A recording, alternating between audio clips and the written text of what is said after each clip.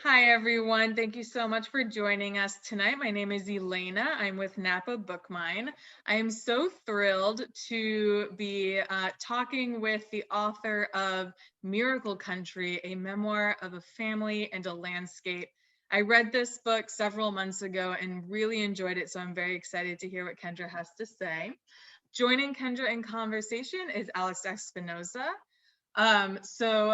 About Kendra first, Kendra Atleework received her MFA in creative writing from the University of Minnesota.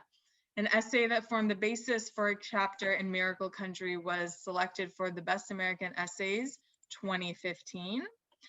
And Miracle Country won the Sigurd F. Olson Nature Writing Award and was the 2021 pick for the statewide book club Nevada Reads. She lives in her hometown of Bishop, California. And then Alex, who is joining her in conversation, graduated from the University of California, Riverside, then went on to earn an MFA from UC Irvine's program in writing. He has 3 books: Stillwater Saints, published in 2007, The 5 Acts of Diego Leon in 2013, and Cruising, an intimate history of a radical pastime. Alex's work has appeared in several anthologies and journals. His awards include a 2009 Margaret Bridgman Fellowship in Fiction to the Breadloaf Writers Conference, a 2014 Fellowship in Prose from the National Endowment for the Arts, and a 2014 American Book Award from the Before Columbus Foundation for the 5 Acts of Diego Leon. Alex teaches at UC Riverside, where he serves as the Tomas Rivera Endowed Chair of Creative Writing. And with all of that, I'm going to go ahead and mute myself and let Kendra and Alex take it away. Thanks so much. Thank you so much, Elaine. And let's give it up for the Napa Book Mine. I think, especially during these times that we sort of went through, I think, it was amazing to see what indie bookstores were able to do in light of the pandemic and everything that we experienced. It was fascinating. So anytime you have an opportunity to support your local bookstore, your local indie bookstore, do it, right? Jeff Bezos is too busy going off into space. But the people that work at those indie bookstores are I think the best. It's such a pleasure to be here with you, Kendra, and talking with you about your wonderful memoir. I actually read it when our mutual friend Luis Alberto Urea posted about it on Facebook, and he said, "Oh, all of you out there, you've got to read this book." And I listened to everything Luis says because he's very smart. And I looked up your book and was instantly gripped by the synopsis, and I ordered it right away. And it was actually the first book that I read when in the early days of the pandemic and the lockdown. So I was able to sort of, roam Bishop and Eastern California with you. So it was really a rare treat to be able to read that book during that time. So I feel like you gave me a real intimate glimpse into that, that wonderful landscape. And now it's out in paperback. So how's that been for you? How's that experience been now it's out in paperback? Yeah, thanks, Alex. And thanks so much for joining me today. It's been really great to meet you through the pandemic and all that. And I really look forward to when we can actually do something in person. This is our second time Zooming together, but someday we'll all be able to do stuff in person and we'll get to meet our readers and everything. That'll be great. Yeah, so the paperback, well, it feels very similar to the hardcover being out because it's, still kind of COVID. Yeah. But I'll show you guys the cover. I really like the cover of the paperback. That's actually Dad and I sitting there in the corner, and the brilliant Algonquin design team, they photoshopped this. Like we were sitting in the Sierras and we were looking at the mountain, but it was a different mountain. So they took us and this rock that we're sitting on and photoshopped it in with this other background. And I think it's cool. And there's a hot air balloon, which is relevant, but it's, this is just a picture of my dad and I that a friend in college snapped on a visit to here that I was bringing her here. And you'd never think that, 10 years later, it would be on the cover of my book. So book covers are like that. How did your father feel about being on a book cover? He's happy about it.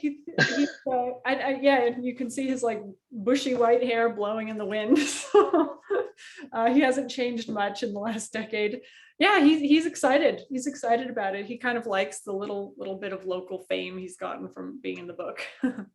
So can you sort of walk us through the, you know, the pre, I know Elaine had mentioned that the genesis of the book was really that essay that was in the Best American Essays, and what was it, 2013? Is that what she said? 2015. 2015. And congrats on that, by the way. Getting a Best American Essays is, you know, no easy feat. I mean, you know, those are really hard to get.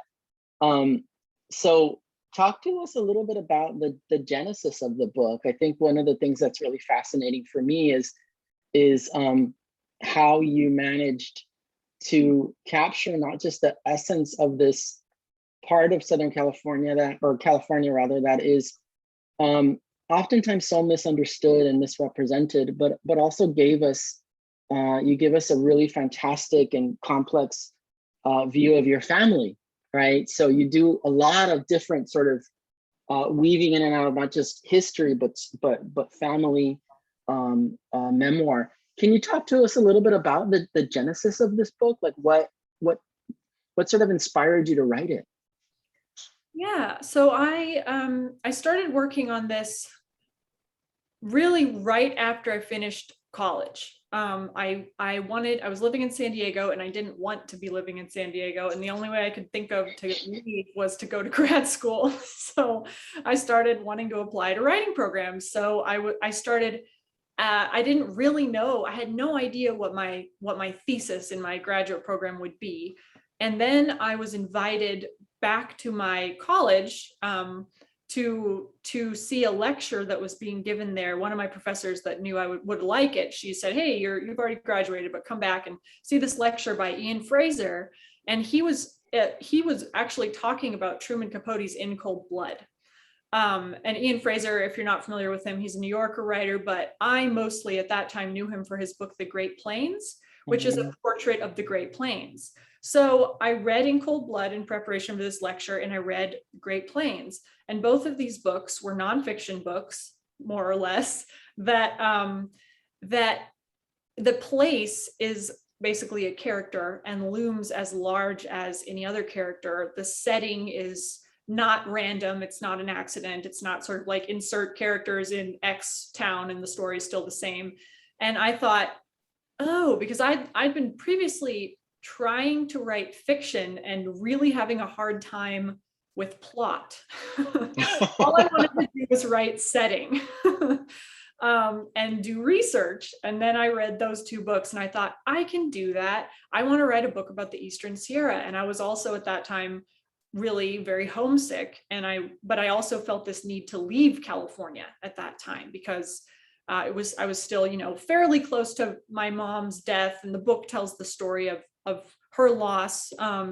So I was still living it, and I wanted to get kind of farther away from my hometown, which was the site of so many difficult memories. And I wanted to get away from California. I really wanted to be surrounded by water and green things, and I had been in California all my life. So I went to Minnesota and I went to grad school, and I started writing about home. And my professor said, "You can't write the Great Plains because Ian Fraser is not from the Great Plains. You are from this place. If you keep yourself out of it, you do your book a disservice in this case." And at the time, I was trying to resist making it a memoir, but I think they were right, because when I look back, the stories are really inseparable. The story of my family and the place and its history and the landscape. So that's the start of it. And then 7 years later, it was done. Why do you think you were trying to resist making it into a memoir? Was there something about the idea of a memoir that just was sort of not, like, you just didn't want to tackle? Maybe, but maybe more like I was still so close to everything that had happened that I wasn't really realizing I wasn't recognizing it as material yet, you know, and it feels a little bit pretentious to say you're going to write a memoir when you're, you know, when I started grad school, I was 24 or something. And I was like, you know, I'm writing a memoir when I'm 24, but, you know, it isn't really a memoir. The book it's kind of a memoir, but it's not really, like, I'm probably the least interesting character in the book. I mostly look at stuff. The people around me are doing interesting stuff, but I really think of myself as a lens in the book. So, Yeah. but my family is really important to it. So in that sense, it's a memoir. And I think I just had to kind of come around to realizing that that's really at that time in my life where my material was. My Best American essay was something that was my grad school writing sample that I really didn't intend to publish, about being an emo high schooler wandering around on a mountainside. Lots of My Chemical Romance lyrics sprinkled throughout. So that was what I was already writing about, and it just kind of took a while to get up the courage to put it in a book. To put it in a book. Now you said that you're the lens. You know, one of the things that I really admired about Miracle Country is the way in which you're not present with the capital P, but you are present, right? Like you everything that happens in the book, everything that is seen and observed about the landscape and about your family and about the history of this unique ecosystem in Eastern California is all through your lens. Was there anything that you learned about your geography by looking at it through this sort of specific literary lens that hadn't been there before? Yeah, definitely. I feel like I just started to, so the book sort of charts this trajectory of running away from a personal loss and then starting to return in my imagination to that place through my writing, motivated by homesickness, but also motivated by wanting to kind of mend the relationship with the place that had come to mean loss to me. And part of that process was sort of something that had begun as very personal, this loss of my mom, turning into a more public understanding of loss as shared. The book begins with a fire that burned my neighborhood in 2015. And I watched my whole community grieve the loss of a third of the houses. And I started to see that, you know, I didn't have to just sort of like lurk and guard this wound of my own. And instead it was something that I could sort of open out with. And I recognized parallels historically and also contemporary parallels through challenges that the people in the community were going through. And the drought is sort of a communal, all California, all of the West, during 2015 thereabouts, were experiencing this horrible drought. So all of a sudden we were kind of all going through this sort of communal loss together. And looking at my home place and California at large through that lens was what helped me come to terms enough with personal loss that I was actually able to move home. Okay. And you know, your prose is just, I mean, I can just randomly pick up the book and just randomly flip through a page, and there are just, the prose is just amazing. I mean, the way in which you really bring this landscape to life. You know, rarely do I say this, but I caught myself saying, when I was reading your book, damn, I wish I could write like that. You know, there's just so much beauty and ache in your writing that it just, I mean, I can't tell you, I can't say this enough. I know I've mentioned it to you before, but I can't tell you how incredibly moving so much of what you wrote was to me. And here I am, this, you know, this Mexican American, you know, kid who grew up in the San Gabriel Valley, amongst factories and streets and this urban landscape. And the minute I read your book, I just felt a connection, right? Despite the fact that you're so different from me and that your geography is totally different. And I think that has a lot to do with what you talked about is when we open up our wounds, right? As writers, and we sort of, rather than internalizing them, we we expose them, and people around us say, you know, I didn't think that anybody else felt that way about this place, right? Which I think is fantastic. Would you like to read us a section from Miracle Country? I just would love to hear you. I know I've heard you before, but I've never gotten tired of hearing you read. Sure. And I would love it if you would follow me up by reading a section from Stillwater Saints, because as you were saying that, I was thinking, you know, when I read Stillwater Saints, your novel, your first novel, I felt very similar. I felt like, well, I did spend a lot of time in the IE and the SGV, and so I That's saw right. I saw a lot of my experiences there, of my friends, and like what the community felt like.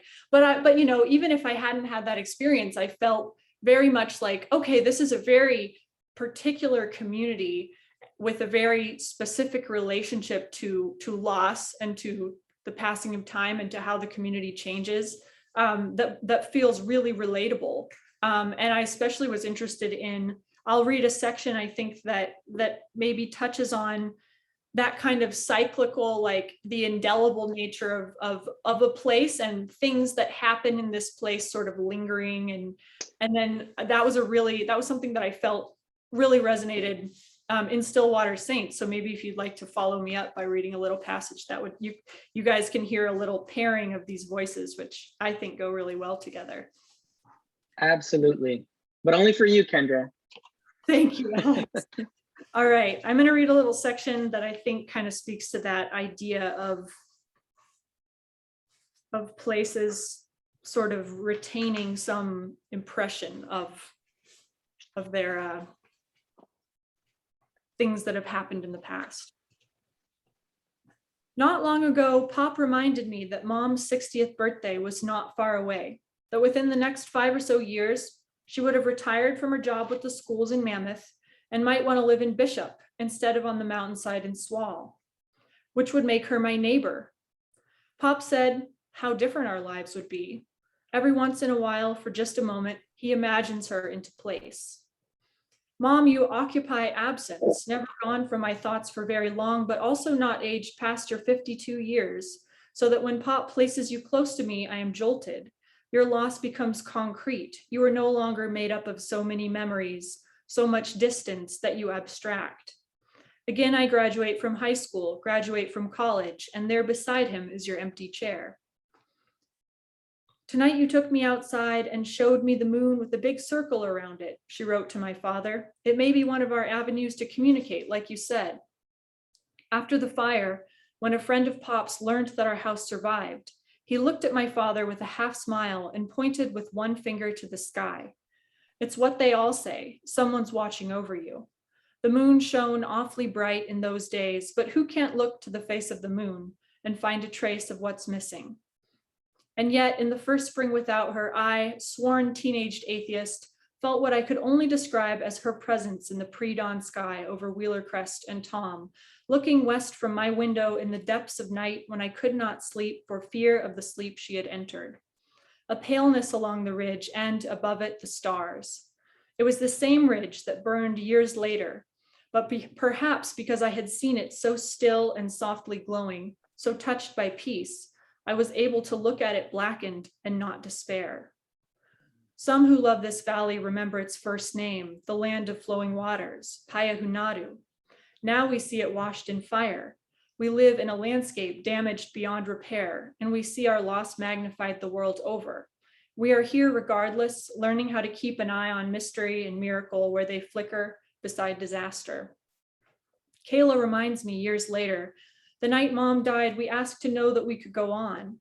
The 4 of us walked to the top of the hill together, Kayla remembers, the place Pop once called sacred, safe from stalking mountain lions.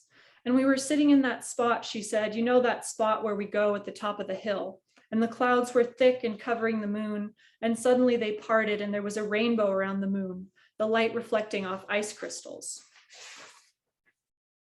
Listen, listen, listen, wind in the Jeffrey Pines, and at that curve in the road, Wheeler Crest soaring at our backs, I held Anthony's small, soft hand and Pop's chafed one. It was hard to stay with them when I wanted to be the night wind and fly away, but the meadows beneath us and the windows of our neighbors glowed. And there was something good in not being alone. Thank you so much. That was really beautiful. All right, so I will read a section from my first novel, and Stillwater Saints. And what you need to know is that one of the main protagonists in the book is a woman named Perla. And Perla is in her 70s, and she runs a shop in this small community that's mainly Latinos, called a Botanica. And if you don't know what a Botanica is, it's a shop where you can procure different teas and herbs and those 7-day candles with pictures of saints on them to light. And you can also get, you know, if you think somebody's sort of placed a curse on you, you can go get, you know, something to sort of protect you, any number of things. And it serves a function that's kind of somewhere between like the Catholic Church and a doctor, like a physician, right? So for many people in the community, it's kind of that sort of in-between space. And Perla runs the shop, and the little shop is in a strip mall that's right near her house. And like so many places in the Inland Empire, there's an empty field. And she's coming home. The iron security gates unfolded like the bellows of an accordion as Perla pulled it along the rail in front of the door. She snapped the padlock shut, turned around the corner of the building, and headed home. Her house was close, just across the empty lot next to the shopping center. Wild sage and scrub grew beside the worn path that cut through the field. Boys sometimes rode their bikes there, doing tricks and wheelies as they bumped over mounds and breaks, falling down, laughing and scraping their knees, their faces coated with grime. Their tires left thin tracks that looped around the salt cedar trees, around the soiled mattresses and old washers and sinks that were dumped here. People told of a curse on these grounds, of a group of monks traveling through Agua Mansa, and that's the name of the community. Agua Mansa in the days when California was still a part of Mexico, back before states were shapes on a map. They said a tribe of Indians massacred the monks. They skinned them and scattered their body parts around the lot for the crows. Still others said Mexican settlers had been lynched from the branches of the cedars by Anglos who stole their land for the railroads. Seeing a piece of stone, Perla wondered about the monks and those men dangling from branches. A tooth, part of a toe, empty soda cans and wrappers were caught under boulders and discarded car parts. What would the monks think about having a tire for a headstone, a couch for a marker, she thought. She thought of her husband, of his tombstone, of the thick green lawns and cemetery where he was buried. When she reached her house and stepped inside, the air was warm and silent. She pulled her purse down on the rocking chair near the front door and went around, pushing the lace curtains back and cracking open the windows. She breathed in the scent of wood smoke from someone's fireplace on the street, a smell that reminded her of her father toasting garbanzo beans. She went into the kitchen and looked for something to eat, but there was nothing. Dinner was a bowl of instant oatmeal with 2 slices of toast, which she took out to the patio. The night was cold and the steam from the oatmeal rose up and fogged her glasses as she spooned it in her mouth. Police sirens wailed down the street and dogs answered their cries lonely and beautiful. She looked up and in the flashing lights saw a set of glowing red eyes. Perla flicked on the porch light. It was an opossum, its fur dingy and gray, the tips and insides of its ears bright pink. It stood motionless behind the trunk of an organ pipe cactus, staring at her. It climbed to the top of the fence, making a low, faint jingle as it moved. She looked again. A small brass bell was tied to a piece of red yarn knotted around the opossum's tail. She took her spoon and threw it, and when it hit the bottom of the fence, the animal darted, the clatter of the bell frantic. The opossum disappeared behind the branches of the avocado tree and down the other side of the fence into the empty lot, the ringing growing fainter and fainter. From under the kitchen sink, behind the pile of cloths and old sponges she could never bring herself to throw away, was a bottle of rum. She poured some into a cup and took a drink, then another. The warmth calmed her nerves. She imagined the ghosts of the dead monks and the lynched men rising up from the ground, awakened by her thoughts. Curls of gray smoke at first, they slowly took human form. They walked in a straight line, one in front of the other, a slow procession following the opossum's tracks through the lot and back home. She took another drink and closed her eyes. That animal, it was a messenger. It was letting her know something was out there. It was coming. So she sat down and waited for it. And that's kind of the close of that section. It's always weird sort of reading these, you know, these sections that like are so like geographically like grounded, right? Like I always feel like I didn't get something right. Like I always feel like I missed something. What do you think is the responsibility? I sort of want to talk about the responsibilities that we face when we write about specific geographies, especially those geographies of our region and our state that are not usually represented. How do you deal with that? Like, how did you face that? I was really nervous about writing about the Inland Empire, especially because it's so insular and, you know, tiny and everybody knows each other. Did you feel any kind of apprehension writing about Bishop? Because there isn't, you know, there's not a lot of literature, right, coming from these places, these specific geographies. So can you talk to us a little bit about like how you wrote through some of that, if you encountered it? Yeah, and thanks for reading that, Alex. I'm glad you chose that passage because that's a really beautiful passage, and I just love it. And I'll answer your question, but I'll say I feel like I identify with Perla in ways because, well, partly because I can never throw away sponges either, and just those little details are just wonderful. And the book follows her, and the book follows her relationship to so many different people in the community, and it's a tragic and triumphant conclusion where she sort of embraces her power in the end, in a sweet way.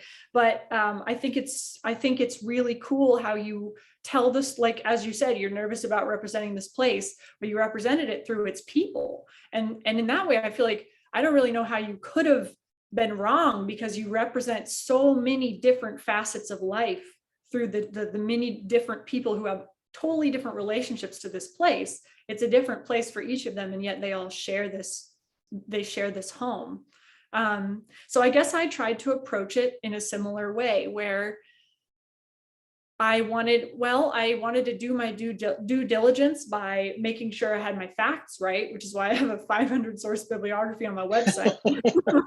It's not in the book. It would have made the book really heavy. But I spent months fact checking individual chapters, and I talked to a lot of people, and I knew that I wasn't going to be able, you know, there isn't one universal story of how people relate to these sort of flyover sections of California. But I think there is maybe a kind of a cohesive feeling to it, to what it is like to be from there, even if that feeling is rooted in kind of not being seen by a lot of the rest of the country or state even. There's sort of a solidarity in that. So yeah, I tried to just make sure that I both conveyed the nuance of the place, the idea that everybody is going to have a different relationship to it, but I also tried to represent sort of what we all share, which is what I feel like you did in Stillwater Saints. And thank you very much for that. That means a lot to me coming from you. I think it's so fascinating too how we both are, and you talked about this at the beginning, this idea of like wanting to leave a place, right? That because it holds so much pain, but then when you're away from it, longing for it, right? And feeling like, you know, you can't escape it, you can't be without it. In what ways did you try to sort of incorporate that longing in the book? Well, I feel like it was so much of the inspiration for writing it. Since I wrote the vast majority of the book I wrote when I was living in Minnesota. And I was so far from home, and I was also surrounded by water during the California drought. So I would hear about it. I would come home at every single break in school that I could. I would come home to California, and everyone's freaking out about the drought. And meanwhile, I'm surrounded. I'm in this totally weird, humid green. Nobody knows what drip irrigation is. I actually had to explain many people what drip irrigation is. I had to explain to people that rain shadow is not me being poetic. It's a thing, that a rain shadow is real. It was just like another cultural world. So the sort of longing aspect for this place was just my life. Was I the only Californian in my program? I was definitely the only person from my part of California in my program. And a lot of my friends were from, the East Coast. And so they just had no concept. So I felt very isolated. I felt very cut off from everything that I understood, and I had fled it. I had wanted that, but then I just really came to long for it. So it was just kind of like, it was my whole existence while I was writing the book. So I feel like it just sort of like seeped in. In fact, if I hadn't written this book in Minnesota, it would be a very different book. I really needed to leave to write it. Yeah, I think I'm glad you said that. That's a really important thing.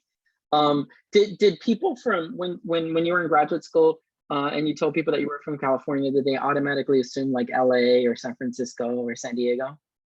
Yeah. And then I would just say, like, it's between Yosemite and Death Valley. I would leave it at that. And then they would probably be like, what? Yeah, they were like, is it Nevada? And I'm like, basically. Basically. Yeah. I used to have similar reactions when I was at Irvine. I lived actually, I lived in Riverside when I was in graduate school, and I would just commute, to Irvine for my classes and when I was teaching. And every time I said to people in my group, because so many of them were from out of state, I'd say I was from Riverside or I lived in Riverside. They looked at me like utterly perplexed. They're like, what is that? What's the Inland Empire? Like, everyone was just sort of fascinated by that phrase. I had a wonderful professor that when I started UC Riverside, who's still there, and actually now she's my colleague, a wonderful California writer, Susan Strayed. Do you know Susan? I don't know her personally, but yeah, I've read some of her stuff. So Susan was huge on landscape and place, and she really sort of infused that in me in my writing. And she would always tell us, you don't have to live in some exotic place like New York to write. You can dig exactly where you're standing and tell the stories of the people and the places around you. It doesn't have to be any place exotic. So I kind of always thought about that when I was writing, like what's here, what's around me, what do I want to capture, what do I want to dig for, and finding myself surprised and enlightened when I took the time to actually dig deep. Was there anything that you discovered in your digging that you hadn't known about with regards to this geography that you write about, Bishop?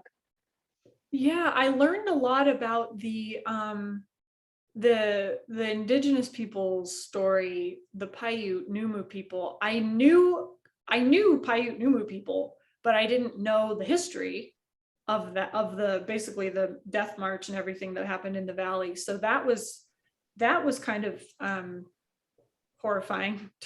It didn't shock me in the sense that I knew that this was like a narrative that repeated all over the country, but the details of that and the firsthand accounts that I learned in oral histories, that was pretty surprising. I mean, just to get the real detailed people that had experienced it. I know people whose grandparents were experienced it. So that was weird. That was pretty horrifying to dig more into, and I think helped me understand contemporary dynamics as well better. What would you say to someone who is interested in writing about a geography that is kind of misunderstood or unknown? Say somebody comes to you and says, Kendra, I'm working on a memoir about let's just say Yuba City, right?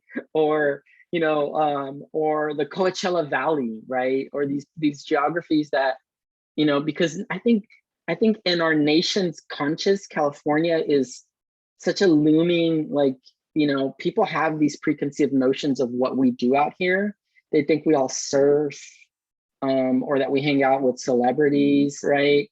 But what would you say to someone who is writing about what I sort of jokingly and lovingly call these kind of misfit geographies? If somebody came to you and said, yeah, well, Kendra, I really want to write about Coachella Valley and I can't not. What would you say to them? Yeah, I'd say, great, do it. I love that term, misfit geographies. Yeah. Yeah, I would absolutely encourage them. Because I feel like, what was that? No, go ahead. Yeah, I think that, I mean, those are my favorite books to read, right? Books that kind of take a perspective on a place that hasn't been sort of done to death, in the sense that it doesn't really have cliches in the popular imagination, because it doesn't exist in the popular imagination. I mean, my region, when people hear about it, they go, oh, the movie Chinatown. And I'm like, yeah, like I don't think there's a single scene in Chinatown actually filmed here. So if that's all you know about this place, that's very interesting to me. So I think, beyond just putting these places into the public imagination so that the public will then care about them and not like dispose of horrible weapons in the desert and that kind of thing, like beyond just encouraging, pushing culture in a direction of valuing places that aren't necessarily fertile and productive in the ways that, the capitalism zeroes in on.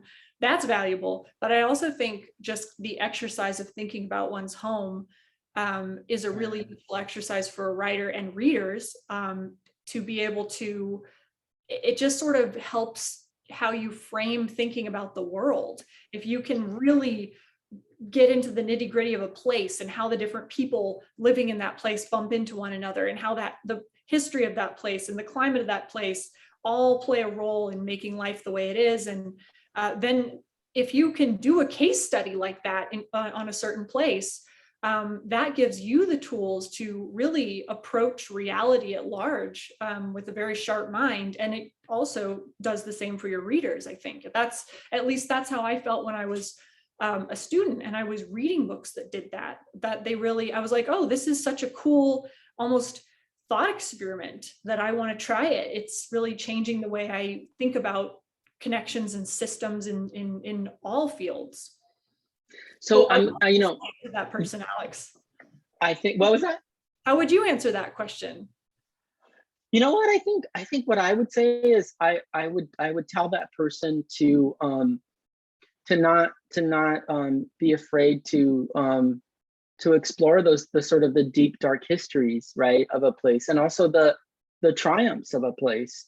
To always view it through the lens of the people that live there, what they embody, and some of the struggles that they've been through, right? I think it's important that, when you write about these places like you do so eloquently and wonderfully, is the focus is always on the individuals who choose to live in those landscapes, right? Because we can go anywhere, right? We don't have to live in these places, but we choose actively to be there. So what is it about a person that compels them to stay in a geography, despite the fact that there's pain associated with it, right? I think that's a very interesting relationship, right? I think that one of the things that you mentioned too that is so powerful is the way in which we're connected. I can't help when I'm outside and I'm looking at the plants and the trees that are growing in my yard, right?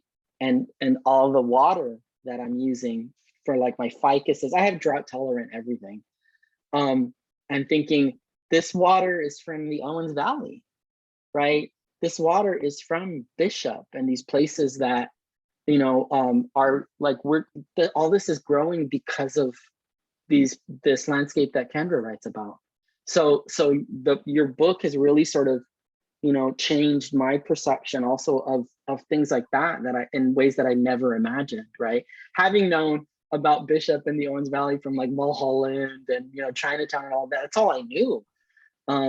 But then reading your book and sort of the way you dug deep into that history, and also looking at the lives of the people that were affected, that have been affected by, you know, the shrinking of the Owens Reservoir, really helped me put things in perspective, right? And it immediately changed my relationship to the way in which I use water, right? Because I know the effort that it took to get it here, and, you know, the controversy of what someone like Mulholland did to basically siphon it, right? And so I don't take that lightly anymore. So and it was your book that did that. It's like, wow, you know, I mean, I always knew about it, but I didn't know about it in the way that you know, had depicted it. So books certainly do have the capacity to really help us connect, right, in surprising ways. You mentioned Ian Fraser. What other writers did you read that you kind of felt helped you shape how to write about a specific landscape? Was there anybody else? Yeah, so in the back of my book, I've got this page called Research and Inspiration, and I acknowledge the writers who were super influential to me. A couple of them were Richard Rodriguez, who writes books of essays largely about California, and I really like him because I feel like you can't pin him down. He's such a good critical thinker that he's offending everybody all the time because he's really radical, in my opinion. And he writes pretty interesting interrogations of California and himself as a Californian. And also his parents immigrated from Mexico, and so he analyzes the relationship between the US and Mexico in a really interesting way. Ellen Malloy writes really beautifully about deserts, desert landscapes. So she was really huge to me. And she has this sort of like consuming love of her desert landscape and this homesickness that I felt really was helpful to me to read about while I was far from home. And then Robin Wall Kimmer, her book Braiding Sweetgrass, which presumably everybody has heard about and perhaps read, that the subtitle of that is Indigenous Wisdom, Scientific Knowledge, and the Teaching of Plants. And she's a botanist, but the biggest takeaway from that book for me was this idea of reciprocity. And so that just helped to sort of flesh out my understanding of relationship with place as a relationship, like a really important relationship, not just, yeah. That's fantastic. I think it should be, there's a question in the chat from Sue. Oh, there's Elaine. I was gonna say, I could ask it. Elaine's like, yeah, we could also unmute folks and have a conversation now since we're yeah. So there are a couple of questions which we can totally start off with, but then since we're a small group, if folks just want to unmute themselves to ask or chat a little bit, I think we can totally do that.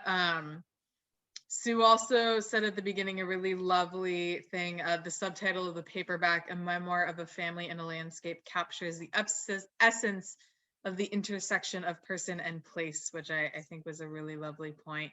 And then Pam, who wasn't able to stay, gave a lovely compliment, Kendra, to your book.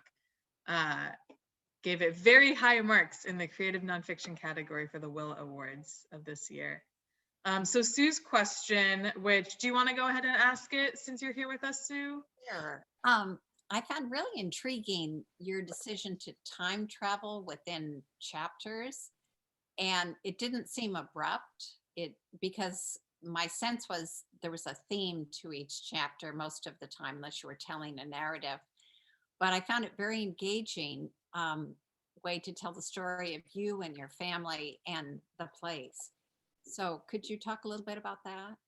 Yeah, I'm glad that you found that engaging. I really like playing it fast and loose with tense and chronology. You know, in so much of this, like, I love just like, well, now we're in present tense because this needs to be an immediate moment rather than a reflective moment. So I love writers that do that, and I like doing that myself. And yes, there was a little bit of arguing with editorial people about that, but at various times, like in grad school and stuff. But I like doing it, and I stuck with it. I'm glad you liked it. I think that the not being chronological was important to this book because, you know, we don't experience our lives chronologically, kind of like what Alex and I were talking about with this sort of like idea of circling time and the places carrying, like almost being haunted in a way by things that have happened there. That's how we experience our lives. You know, we're interrupted in our daily moments by memories that can feel more real than what we're doing in that moment. So in that sense, I didn't want to be restricted to a chronology, and I wanted to be able to dive into history where it felt germane to the story in that moment. But that was also a really hard thing to do, and there was a lot of editing that went into that, because I initially would have much longer history chapters, and I kind of broke them apart and sprinkled them throughout the book where they felt like they fit as the arc of me leaving and coming home became more defined. Yeah, so I think that was important to kind of reproduce experience in that way. But I did at one point try writing as an exercise. I wrote the whole book chronologically. I rewrote it all chronologically, and I sent it to my agent. I'm like, I don't want to use this, but I did this as an exercise. I wrote a traditional chronological memoir. And she's like, yep, this is the way worse. But it was a really useful exercise, and I kept a bunch of paragraphs from that. It sort of helped me get at sort of the heart of the memoir part of the book, but then I didn't keep that structure, which was the goal. Yeah. Wow. How long did it take you to redo that? Well, at this time I was living in Minnesota. I'd finished grad school and I was living on this arts grant. So I did nothing else. And yeah, I think it probably took me like 3 or 4 months. Oh my goodness. Yeah. That sounds so like daunting just thinking about it. I'm like, how would you that, but it's interesting, right? It really did sort of teach you again, a different approach, right, to the work that you were doing. Sometimes you have to disassemble things and then reassemble them to be like, okay, that's what I think that's what I meant, right? Exactly. Yeah. What has I have a question. What has the reaction been like in Bishop specifically? Because like I said, I mean, Bishop is such a unique community. You know, everybody knows each other. What's it been like for people to pick up the book and be like, hey, you know, you wrote about us, you wrote about Bishop in our region? Yeah, I was nervous about that too, like how you were saying you were nervous. It's been so nice and good. Like, people have been really supportive. Yeah, the local bookstore has an entire Miracle Country wall. Oh, They hand sell it like crazy, which is really awesome. Indie bookstores have been so cool this whole time. Yeah, it's been great. Like, it's a little bit weird at times because I'll go to, like, my friend had a going away party and then my neighbors had a barbecue, and I'll go and I won't know a bunch of people, and at least 3 people will be like, oh, you wrote Miracle Country. And I'm like, no, I know that you know all this stuff about me. And like, we're like eating hot dogs, and it's just a little bit weird. But I'm getting used to that, and people have been really generous and nice. oh, that's fantastic. That's really great. Could you read one paragraph for me? Sure. Kendra, out of the hardback edition, it's page 200, and it begins in Minnesota. And what I've been doing is, I have several friends who are writers or other people who just love the Eastern Sierras, and I have like 100-year connection with the Eastern Sierras because my dad camped at Lake Mary in the 1920s. So I have this deep resonance. So when I heard about your book, it's like, oh my gosh, I've got to read this. At any rate, so I've been sending friends, little paragraphs, and I'd love to hear your voice. I mean, I can hear it to a certain extent, but I'd love to hear your voice reading again one of my favorite paragraphs. Okay. Which one is it? It begins in Minnesota. In Minnesota, this little short one. Okay. Yes. Where are you from, by the way, Sue? Well, interestingly, I'm from San Clemente originally, by way of Wyoming, Kansas, Massachusetts, and then I came home to San Diego. So mine is Wow. coming home story to grad Cool. school along the way and so forth. So, so there was resonance with that idea of coming back to a place that I wasn't sure I wanted to come back to, but I did. Yeah, several of us have done that. Alex did that too. Mm, Yeah. Okay, great. I'll read this paragraph. Thank you. In Minnesota, the world is blanketed in snow silence. It's safe to say, I miss familiar disaster. I miss water's absence. I miss lack. In my Minneapolis kitchen, I open a package of sage for cooking. I smell rain in the desert, and I see the bristled valley rise. Thank you. It's lovely. I love that. I miss lack. Mhm. You know, you miss that sort of the lack of things, right? The lack of, yeah, the very specific feeling of dry air. Yeah. And to miss those things that otherwise, you know, are devastating, right? That are things that are not, you know, when we lack water, we lack, you know, look what happens, right? When there's devastation, when there's a drought, and the idea that you miss that, I think again, illuminates the complex relationship that we sometimes have to place, right? Yeah. And I think, you know, I'm glad you zeroed in on that paragraph, Sue, because, you know, I think what I was getting at there was I missed the communal experience of going through the drought together. You know, I was in a place where people didn't understand what it meant to have drought. You know, I was watching California dry up when I was really far from home, and I didn't want California to be experiencing that, but I also, you know, I kind of wanted to be with it while it was. So it's like I missed it in that sense. I missed, Rebecca Solnit has this book about when disasters happen, it brings people together. I think that's what I missed, that in that sense. And then I also just missed, you know, a functioning desert that isn't being like plagued by way more severe drought than it should have is a beautiful thing. You know, a smoothly running desert that isn't being used as a repository for nuclear weapons or something is beautiful. And I like the lack in that sense, the lack of moisture, the lack of green, and what exists in its place. Why some of us like the Eastern Sierras better than the Western Sierras.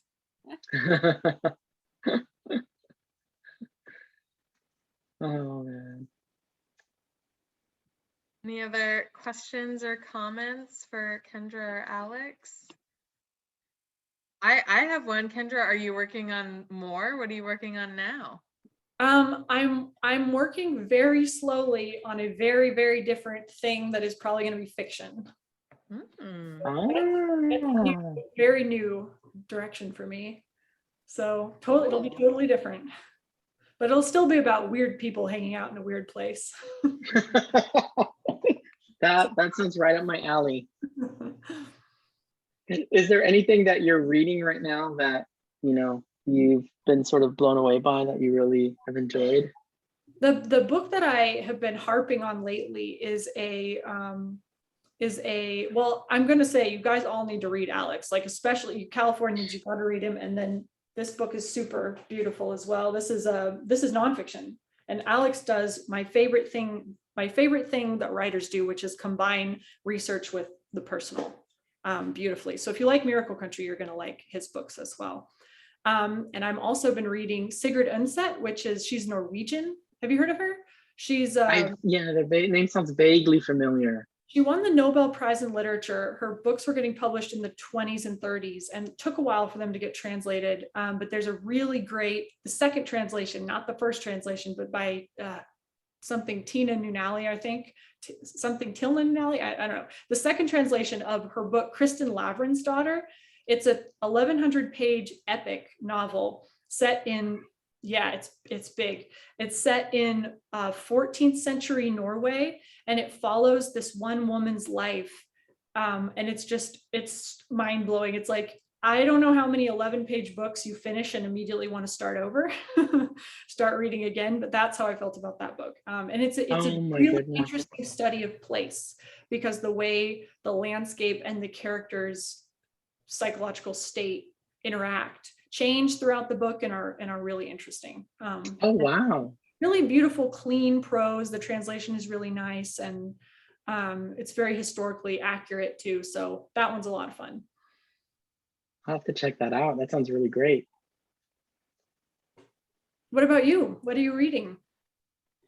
I just finished a book called Boulevard by this Southern writer named Jim Grimsley. It was published in the early 2000s, actually. It was Susan, my friend and former teacher, Susan Strayed, who were always exchanging books. And she said, I think you need to read this. And I'd heard of him, and I knew he, but I'd never gotten around to reading his book. And it's about a young man who leaves Alabama and ends up in New Orleans. And this is in the 70s, and he's gay, and he meets a bunch of really interesting and wild characters in 1970s New Orleans during Mardi Gras. And one of the things that I think is really fascinating that the writer does is the way he plays with point of view. It's a third person omniscient. So like section, not even chapter by chapter, paragraph by paragraph, you go into the different point of view of some of the characters. And just the way in which he orchestrates that is flawless. Like I tried to imagine, like, how would I do that? Like, I'm such a mess. And it just is like a dance. And it was really beautiful to read for that. And the way in which he uses that unique experience, that unique perspective to really illuminate some of the thoughts, the hopes and the dreams, and also the failures of some of the characters was really cool. So yeah, I read that, and I couldn't put it down. That sounds like it's in conversation with Stillwater Saints as far as your collective, the collective picture through all the individuals and the omniscient third moving chapter by chapter, which I really thought was cool and hard. Yeah, I guess you're right. Yeah, just like you, I like you know, the past present that Sue asked that question.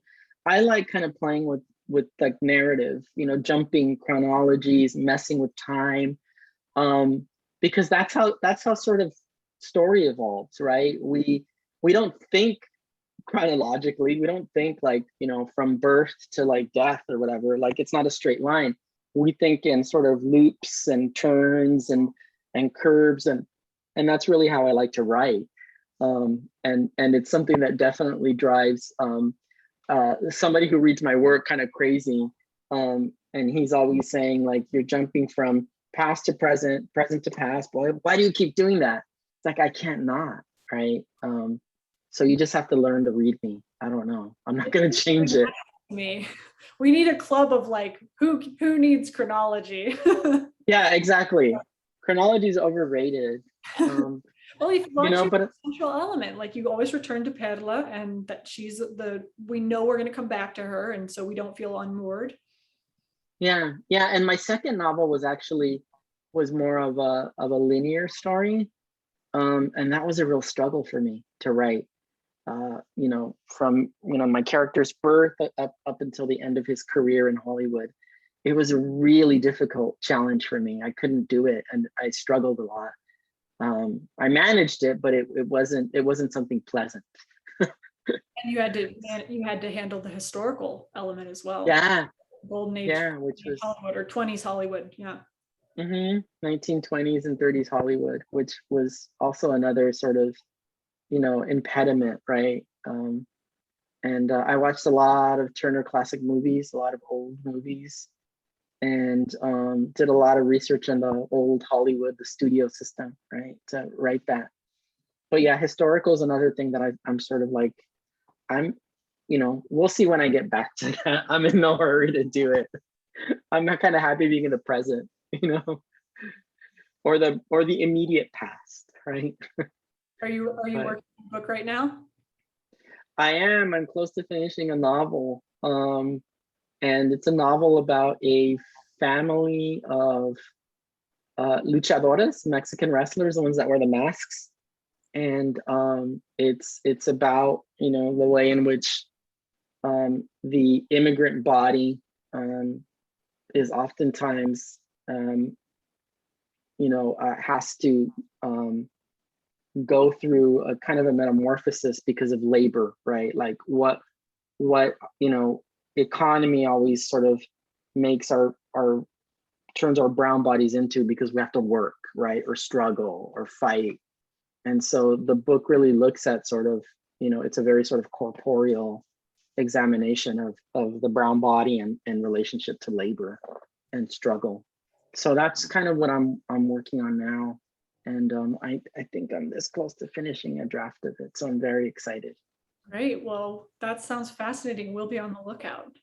Yeah, keep your fingers crossed. But yeah.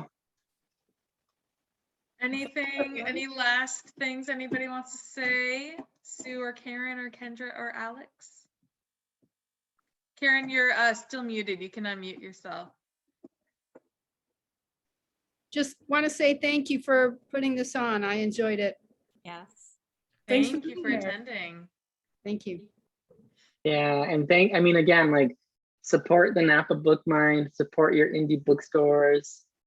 And you know, I can't tell you how many people I've told, Kendra, oh my God, you want a book to read? Read Miracle Country, read Miracle Country. I've been telling everyone. I'm like your door-to-door salesman with this book. I do love this book so much, and I've told everyone that I think that I know to read this book, and because I think you do an amazing job, and it's a necessary one. I think it's what excites me about being a long time, you know, Californian is seeing a geography that a lot of times doesn't, you know, gets overlooked, being represented in literature. And that's a really powerful and important thing. We now have your book, right? And people outside of California, we can say that's Bishop right there. That's that geography. And look what this writer was able to pull together and really force us to see differently. I think that's a real unique gift. And I can't wait to read your next book. Well, thanks, Alex. You're welcome. Thank you so much, Alex and Kendra. Thank you, Sue and Karen and Pam, who can stay. I wish you all a wonderful evening. Hopefully it cools down wherever you are. I think it's very hot for most of us. And we look forward to seeing more work from both of you in the future. Likewise. And it was such a pleasure, Kendra. So great to spend time with you. And Yeah. Congratulations on all the success of Miracle Country. Thank you. And thank you to the Napa Book Mine for supporting writers. Hopefully in the future, we will see you in person. Yeah. I would love that. Definitely. Thank you, everyone. Have a lovely evening. Thanks. All right. Bye. Bye.